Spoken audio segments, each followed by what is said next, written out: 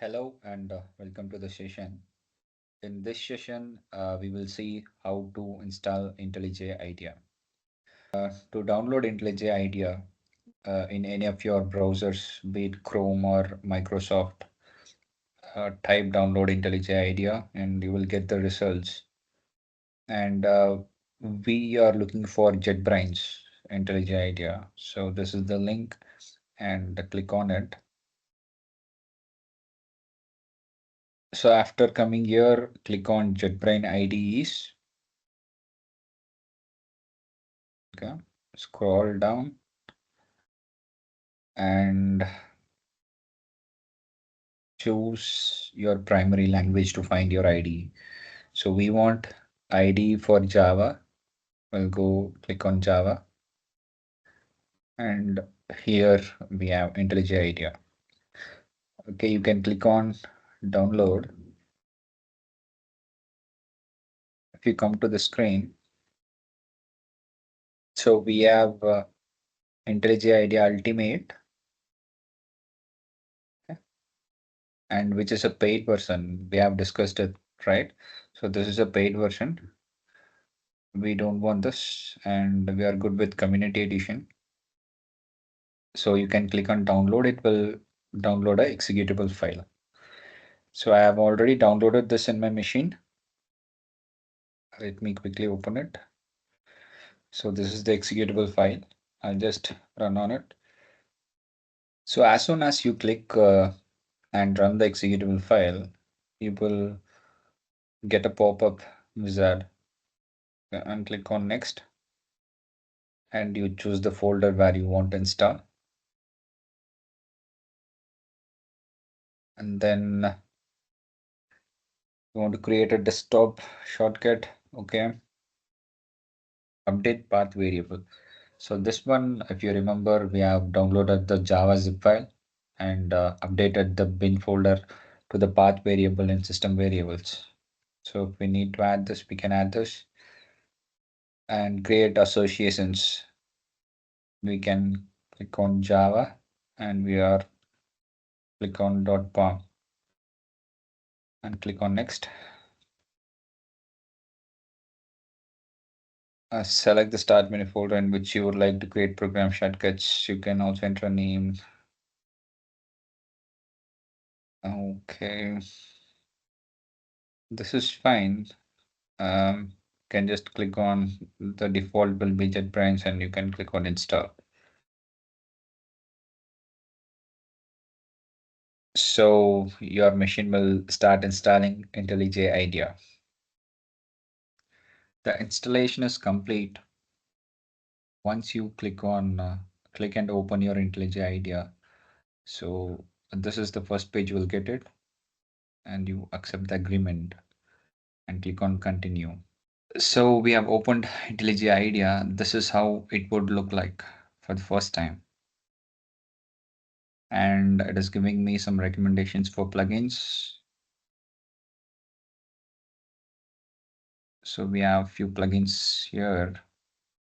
For now, we are not interested in these things. A quick walkthrough on this IDE. So we have projects tab and we have Kotlin notebooks, customize, plugins and learn. So for now, let us begin with this project tab. Later on, when we start writing code and everything, we'll understand more about this IntelliJ IDEA, customizations and settings. Okay. So to create our first project, click on new project. And it is asking which language you're writing the code in. So we are interested with Java. Okay. And we have to give a name for the class or the Java file. Okay.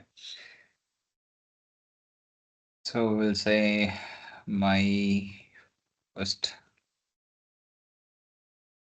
program and location. It is okay. This is a default location it has taken. If you want to store it elsewhere, you can store it. Fine. create git repository. This is not required for now. Later we'll see it.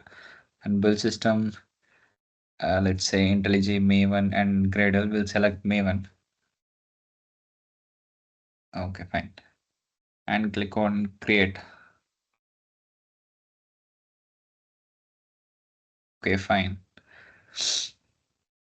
So as soon as you click on create, so this is how your project structure is going to be. Okay.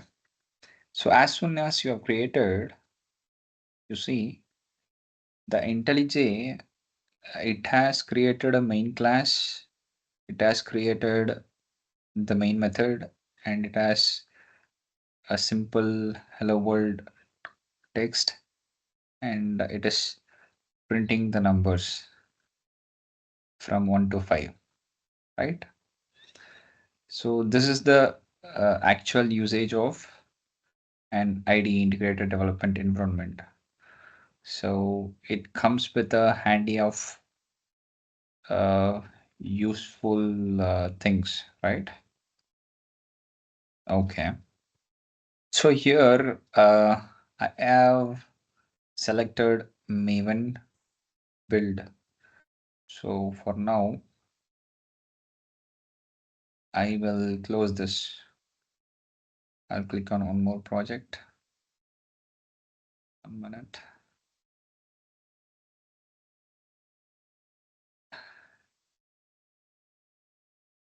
File, new. I'll do project. I'll put my first class. The same location. I'll give IntelliJ itself, and I'll click on create.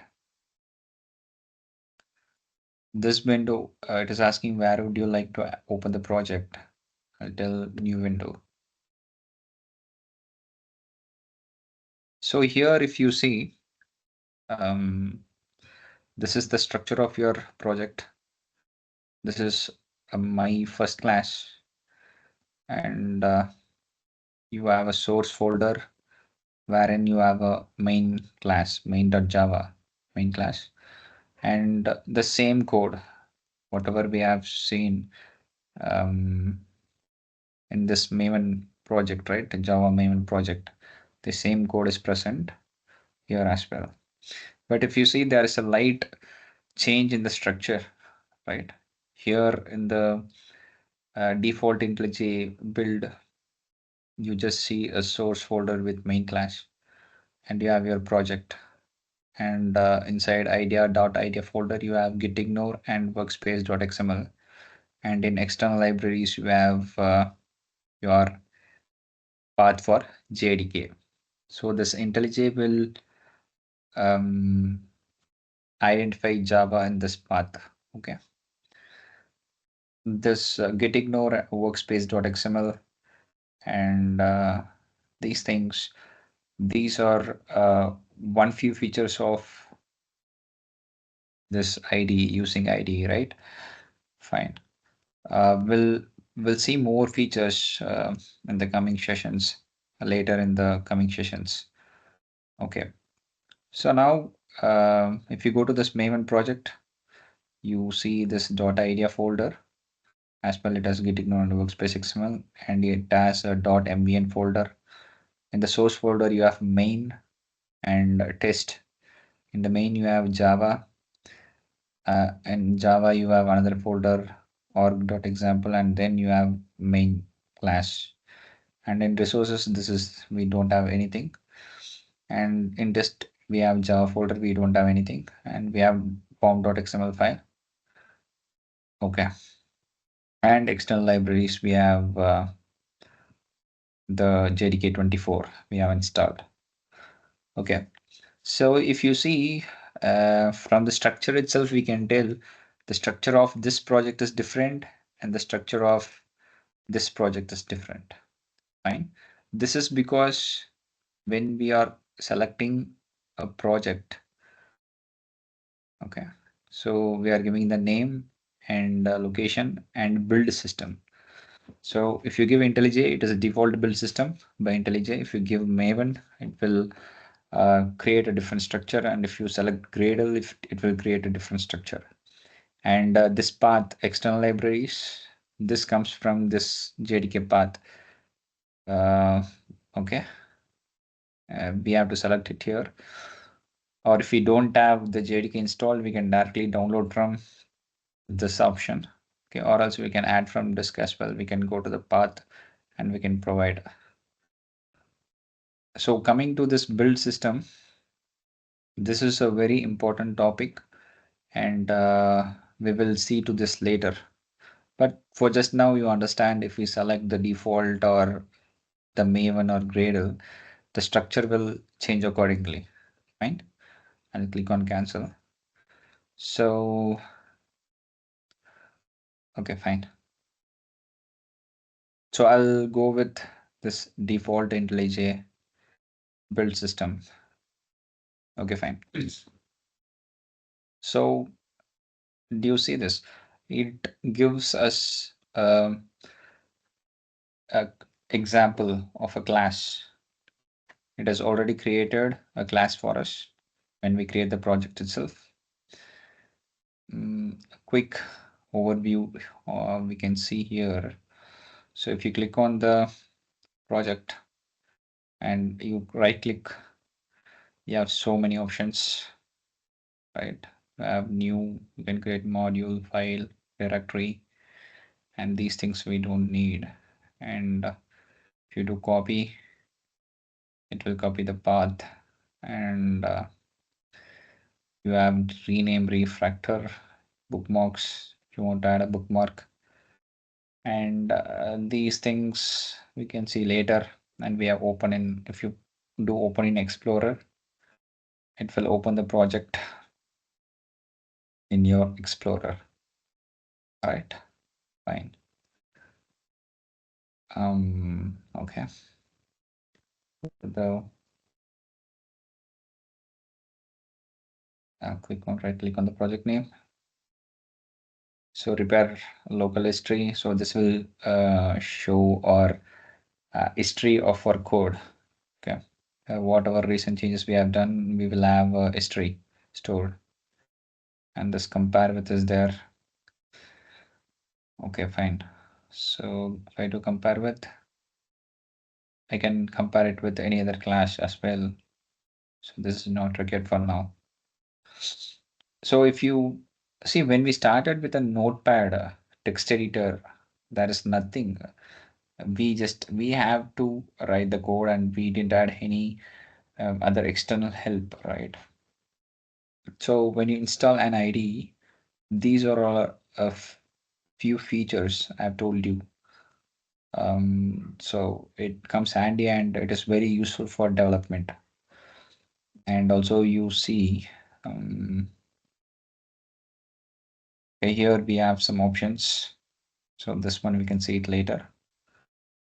Okay, fine. Here we have services,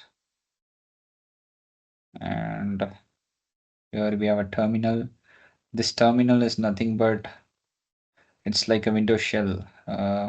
It's like a command prompt Windows shell. Okay, we can directly execute code from here as well. And we have version control system, an integration with version control system. So this is also a very important. And this IDE provides integration with version control as well. Version control tools like Git and all, right? So these are and if you click here, so we have few features to debug, run, bookmarks, commit, learn, profiler to do, and structure of the code. These all are few features of the IDE. Don't get confused by now. I'm just showing what are all few features available in this IDE. Right. When we start writing code and actually use this IDE, we'll come across a Maven project, build management tool, and version control system, framework development. And that time we will start using all the options of this IDE. For now, we are just concerned with this main class. Okay. So let's start with our first Java programming. Right. Okay. So in Java, you should have a class and you should have a main method to run the class. Okay. This is very mandatory. A class should have a main method.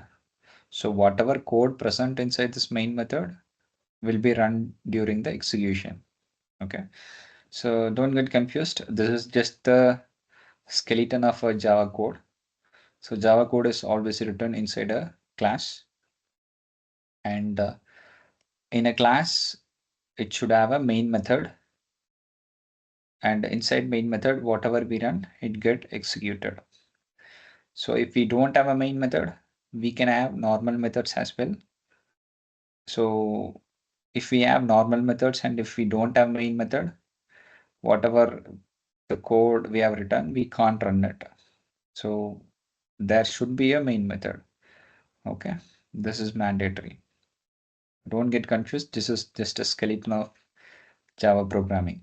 So you see here public class main and then public static void main and string and some square braces and arcs inside, and they open the braces and they have written something system on out.printf and for, and they have opened the braces something some logic, and they're doing system out println. Okay. So if this seems to be very tricky, just hold on. Okay, it's actually very easier. So when you see it for the first time, you might see, oh God, it's very tough, but it's very actually it's very easy, right? So just stick on to it. So just remember these words. I will explain you later in the sessions. Just remind one thing. It should have a class and it should have a main method. So here we have public class main and main method. Okay, fine. So now if I click on run. So in command prompt, we have to compile the Java program using Java C and the class name of the Java file, and then do Java and run the program with the class name. So here you can just run. Okay, here we have edit configuration, run configurations. This is current file. Can click on run.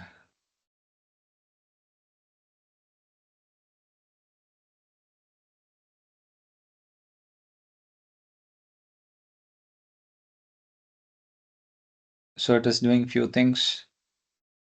Okay, and it has run.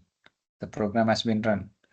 So basically, what it has done, right? So the IDE has compiled this code. This code is the high level code, right? Which we write. It has compiled this code to bytecode, and with the use of help of JVM, it has converted the bytecode to machine code, and it has executed in this machine.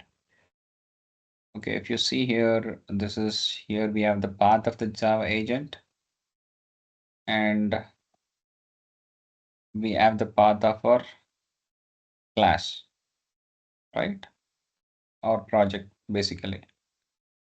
So it has executed it, and we have got the output hello and welcome. Okay, and I equal to 1, 2, 3, 4, 5, it has printed. Okay, fine.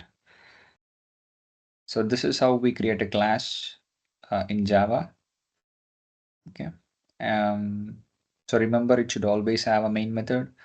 So only the codes present inside the main method will run. Fine. So this is a basic command system.out.printf.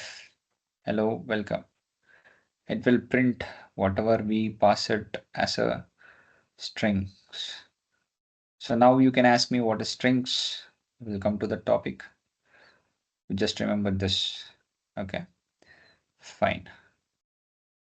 That's all for this session. Let's see more into Java in the coming sessions as well.